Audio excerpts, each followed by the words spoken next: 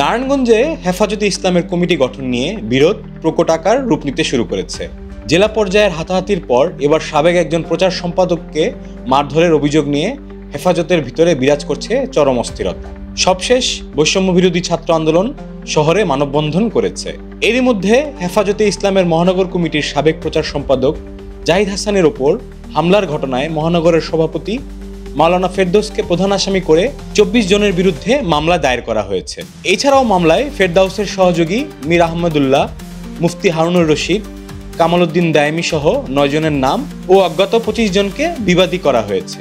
এর আগে 27 সেপ্টেম্বর শুক্রবার জুমার নামাজের পর শহরের ডিআইটি কেন্দ্রীয় রেলওয়ে জামে মসজিদের সামনে হেফাজতে ইসলামের মিছিলে দুই গ্রুপের মধ্যে হাতাহাতির ঘটনা ঘটেছিল। প্রায় মিনিট 10 ধরে হেফাজতের নেতাকর্মীদের মধ্যে হইচই ও হাতাহাতি চলে। পরে সিনিয়র নেতারা বারবার অনুরোধ করলে তা থামে, তবে পণ্ড হয়ে যায় পূর্ব ঘোষিত বিক্ষোভ মিছিল। হেফাজতের নেতাকর্মীদের সাথে কথা বলে জানা যায়, গত কয়েকদিন ধরেই জেলা ও মহানগর হেফাজতের কমিটি নিয়ে নিজেদের মধ্যে অসন্তোষ চলে আসছিল। দুটি কমিটি নতুন করে পুনর্গঠনের উদ্যোগ নিলে মহানগরের সভাপতি ফেরদৌসুর রহমান ও সাধারণ সম্পাদক হারুনুর রশিদের সাথে মতবিরোধ তৈরি হয়।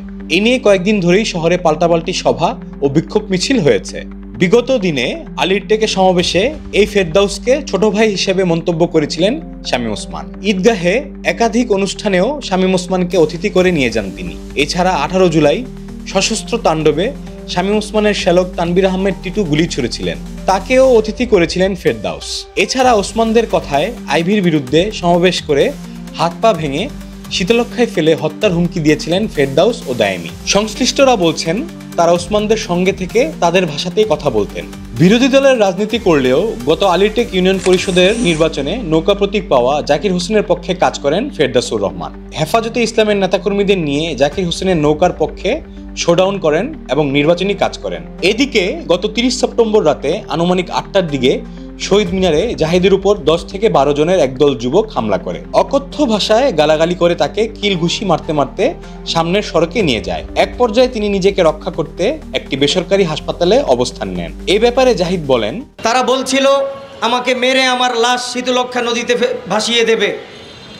আপনারা জানেন এই নারায়ণগঞ্জে মেধাবী ছাত্র তকিকে হত্যা করে শীতলক্ষায় তার লাশ ফেলে দিয়েছিল ওসমান পরিবারের সন্ত্রাসীরা।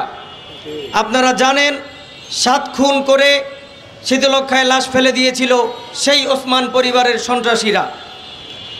এরকমভাবে আরও অনেক লাশ শীতলক্ষায় পাওয়া গিয়েছে। এর সাথে ওসমান পরিবারের সম্পৃক্ততা আমরা সকলেই জানি।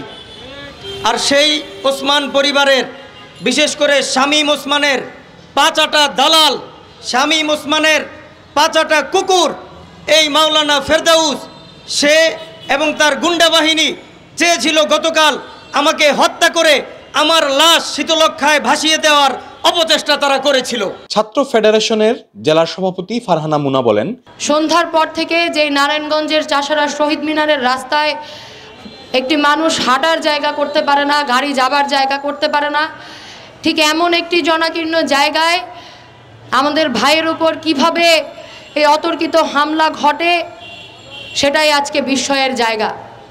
এবং আমরা দেখছি যে শুধুমাত্র জাহিদ ভাইয়ের উপরই নয়, নারায়ণগঞ্জ চাষারা শহীদ মিনারে আজকে প্রায় হরহামেশাই নানান জন নানানভাবে নানান বাহিনীর হিসেবে এসে নানান ব্যক্তির উপর হামলা করছে। এবং সেই হামলা কাকে করছে, কারা করছে, কেন করছে তার কোনো প্রশ্ন, তার কোনো জবাবদিহিতার ন্যূনতম কোনো জায়গা এই নারায়ণগঞ্জ শহরের কোনো প্রশাসন এখনো পর্যন্ত দেখায়নি। আমরা ধিক্কার জানাই এই প্রশাসনকে।